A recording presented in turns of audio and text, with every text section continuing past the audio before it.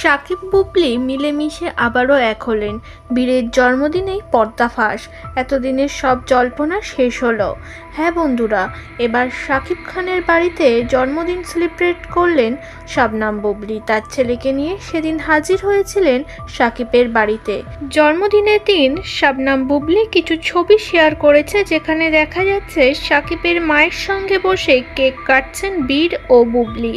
সেসব ছবি ভাগ করে নিয়েছেন সমাজ মাধ্যমে, যা দেখে নেটিজেনদের এক অংশের ধারণা এবার হয়তো শাকিব ও বুবলি এক হয়ে গেছে এবং কানাঘুষো শোনা যাচ্ছে বউ হিসাবে শাকিবের মা ঘরে তুলতে চান বুবলিকেই। বুবলিকে তার বরাবরই পছন্দ ছিল।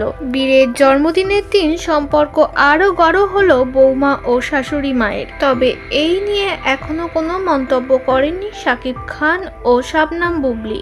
বুবলি এক ইন্টারভিউতে বলেছিলেন যে খুব তাড়াতাড়ি দেখা যাবে আমার ও শাকিবকে আবারও একসঙ্গে। সেই থেকে কানাঘুষো শুরু হয়েছিল, এবার হয়তো আস্তে আস্তে সেই জল্পনায় শেষ করতে চলেছেন শবনম বুবলি।